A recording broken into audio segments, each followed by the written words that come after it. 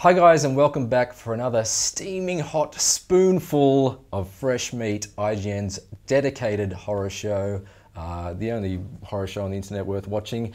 Tristan Ogilvie here, and I am joined by the Ellie Sattler to my Dennis Nedry, Lucy Dennis O'Brien. Nedry, that's an interesting, instead of on Grant.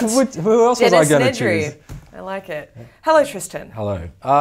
Now Lucy, you have got somewhat of a sore point, or a dinosaur point, with Jurassic World. Just to give people a little background info who might not know, Jurassic Park is one of your favourite films of all time. Yeah, well, I mean, sometimes it is your favourite. Sometimes it is. Depends on it the day of the fluctuates. week. But you know, we're both big fans of Jurassic Park. Yes, I must admit, I'm not a huge fan of the subsequent films. No. Jurassic Park is, well, I mean, I think we're safe to say that Jurassic Park is the sort of, for every subsequent Jurassic Park film, that's the one to beat. There is, you know, it set the standard. It did set the standard. It has not been yet been beaten. So the reason we are talking about Jurassic Park and Jurassic World is that there's been a couple of trailers for Jurassic World, a few clips. There's a set visit on IGN. We're starting to get a bigger picture of what this film is, and what it's going to be like. And it seems to have lost a lot of the sort of horror that was fundamental to certainly the original Jurassic Park. Maybe not so much the other two. Yeah. Well, I mean, I am of the opinion that the horror is what makes a good Jurassic Park movie.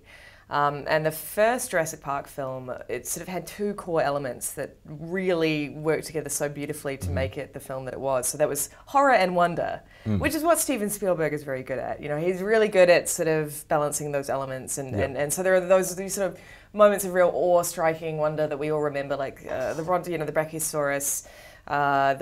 When dinosaurs ruled the earth, fluttering down at the end, the John Williams score, all of those, even the sick Triceratops, like all of those moments just sort of culminate in this sort of sense of real awe. But yet, the film was also really threaded through with horror, because dinosaurs are, in fact, even if they're cloned, even if they're clonosauruses, is that the plural of clonosaurus? Even if they're clones, they're still these terrifying unknown creatures, and that's what makes them so terrifying. And so if you look back to the original Jurassic Park, it was at its heart a horror movie, I think. I mean, like, I was sort of like I was going sort of revisiting the film and listing the moments that actually just were plucked straight out of a horror film. So, and I'm not just talking about monsters on the rampage horror, but sort of slow, tense, like slow burning, tense horror. So, the worker, for example, it starts right off the bat with the worker getting sucked into the raptor cage. The raptor attack in the kitchen, of course. I mean, that whole sequence. That's a classic. Yeah, but that whole sequence plays out like a Halloween movie. Like, that whole sequence is like a slasher movie. It's so tense. It's unbearably tense. Sam Jackson without his arm, of course. And then there's the terrifying attack on Dennis Nedry, which when I saw when I was 10 or 11, I suppose I would have been, it just scarred me for life. That Dilophosaurus attack just totally scarred me. It was just done so it was so vicious. Yeah. I personally think, I mean, also Spielberg is a fantastic horror director. And some of his best films have been a kind of creature films that have been like about prey running away from a terrifying, omnipresent sort of force. Duel, Jurassic Park, and Jaws. And Jaws. I mean, like, he's brilliant at that. Yeah. Do you think that some of the the wonder and the tension in the original film, aside from the fact that Steven Spielberg's pretty good with a camera, was kind of born out of necessity, in the sense that, you know, CGI was so expensive back then, they could only use a little bit. They could only show the dinosaurs a little bit here and there, and that created more wonder and absolutely. And fear It's exactly the same story with Jaws. They could only show Jaws a certain number of times, because if you looked too closely, you could see that Jaws was actually a big plastic shark called Bruce. So that was the shark's name, actually. Fun fact. And you know, off on the set. And Finding Nemo. Of course, it's true. Sorry about Bruce, mate. Yeah, and I mean, so of course this has been a concern with every subsequent sequel, because obviously directors Spielberg and Lost World and God, I've completely forgotten the director's Other guy for Jurassic Park. name. Directed Jurassic Park 3. I like, just as a slight detour, you know, I've seen the first Jurassic Park a bunch. Definitely seen The Lost World once, maybe. I'm not sure if I've even seen the third one, because when I think about it, I picture John Voight getting spat out of a snake. And I know that's Anaconda. It is Anaconda. But that's how I kind of equate the quality of Jurassic Park 3 is somewhere in the straight to DVD range. Yeah. I have a feeling it's maybe that's not fair to that film. Well, I thought it was a totally fine film. Right. It certainly didn't touch on the heights of Jurassic Park. And then I also actually quite enjoyed The Lost World, apart from the T-Rex sequence at the end. But we won't get into that. Right. But yeah, as directors have had more access to CG, you've been able to show more dinosaurs, and therefore there is a certain saturation that comes with CG, because if you've got if you can create any dinosaur you want on screen, you're going to do it. But unfortunately, that does sort of lessen because in horror, what you can't see is much scarier than what you can. Absolutely. I guess there's similar parallels with like Terminator 2 and the subsequent Terminator films. But let's fast forward to Jurassic World. Speaking of too much CGI and overexposure, I mean, you watch the trailers for Jurassic World, and there's like about 100 times more dinosaurs in the trailer than there. Very different to the original Jurassic Park marketing, which was all very, very subtle. Yeah. But you know. I on the one hand, I do understand it. Like, based on the marketing, I'm sort of getting that the theme of Jurassic World is that the wonder is essentially gone. That the sort of people coming to this new park, this Jurassic World park, are sort of jaded by the old dinosaurs. They're jaded by the T-Rex and jaded by the raptors, because they've seen it a million times. You know.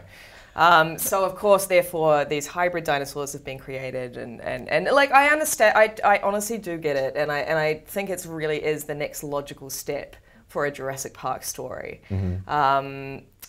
It's a tougher Jurassic Park movie. It looks like it's this less idealized kind of Jurassic Park movie. And what about the taming of the raptors? Well, see, this is where I start to worry. Like in the last trailer that we saw. There are a couple of things that really stuck out to me. First of all, Chris Pratt as the Dino Whisperer. Yeah. And I mean, again, if we go back to my sort of earlier point that dinosaurs, especially the raptors, who were these just brutal, unfathomable killing machines. Like sharks. They're like sharks. It's like taming, for me, it's like taming Jaws. Yeah. It's just something that shouldn't be done, because it immediately strips the raptors, which let's face it, are the most brutal of all the dinosaurs in the Jurassic Park series. Like, I know the raptors in real life were like, they were covered in feathers and the size of a chicken, blah, blah, blah. But like in the Jurassic Park series, they were the ultimate monster. Yeah. They were the Freddy, they were the Jason, they were the Michael Myers. They were the sort of they were the killing machines that would stop at nothing. And to sort of see Chris Pratt on a motorbike with his raptor army, I just don't know. It's got this it sits uneasy with me. It's got a really weird sort of almost Michael Bay flavour to it that doesn't sit well with me. I can almost picture a scene in the film where he actually fist bumps a raptor's claw. Yeah. Booyah! Sort of tears one of his fingers off, and he's like, oh, it's no big. And then, of course, like on top of that, we've got the Indominus Rex, the new hybrid dinosaur. Right. In the last trailer, we saw that dinosaur communicating with the other dinosaurs. Basically, the message that I'm getting is that it's going to be Chris Pratt and his raptors, and then the big hybrid with his army of dinosaurs that he or she can communicate with in a sort of Dino Riders face-off. Yeah. And look, I totally get it that that could be a really fun spectacle, but at the same time, I do worry that it's going to lose all of that horror and, yeah, all of that wonder that makes a Jurassic Park movie so fantastic. Do you think, like, to be fair to the guys, I mean, it seems like the guys making this film are very much going for that action blockbuster slant rather than the explosion-heavy spectacle. Yeah, and they'll succeed in that. But do you think that it would even be possible to make a Jurassic Park film with the same level of tension as the original and wonder, given that, because I mean, until the original Jurassic Park film came out, there wasn't any film that showed dinosaurs in such a believable way. So that kind of initial novelty wouldn't be there ever again. Yeah, I think that is actually a really good point. That there's only we've seen all the dinosaurs now. We are essentially as jaded as the audiences in the movie are.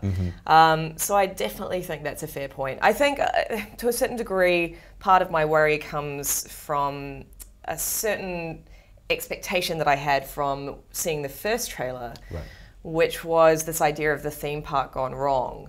Right. And I sort of thought it was going to be that kind of a movie, because that kind of a movie is also very terrifying in its own right. So you sort of think back to some of the classics, Westworld, for example. That scene from Final Destination 3 on where the roller coaster goes off the tracks. Right. I was trying to think of like really fantastic moments where theme parks go wrong in films.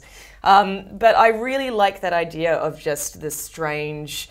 Of seeing this totally sort of beautifully crafted theme park and how all those sorts of things could go wrong. And I sort of thought it was going to be that movie rather than this tough guy versus the dinosaurs. Armies of dinosaurs facing off, which I just sort of think lessens the fear somewhat. Yeah. Because of course in the first couple of films, at the very least, it was regular people. You know, science geeks that were being attacked. So it was sort of you and me, and so therefore we could place ourselves in the shoes of Alan Grant and in the shoes of Malcolm. Yeah. But now we've got Chris Pratt being this, you know, the dino whisperer on his motorbike, as you say, bro-fisting the raptor for all intents and purposes. With all these hybrid dinosaurs in the film, what do you think the chances are that we'll see some sort of raptor-human hybrid? Oh, we got to get Andy Serkis on that. Yeah, that's right. He's already suited up in the ping pong ball scuba outfit. But what do you think about Jurassic World? Are you hoping that it retains a lot of its horror elements that made the original so great? Or are you happy for it to be a big, stupid, Michael Bay-esque blockbuster? Which is totally fine too. Which could be totally fine. Might not be. We'll see. Might not be. Let us know in the comments below. Yeah, you can even write in on your Unix systems. Clever girl.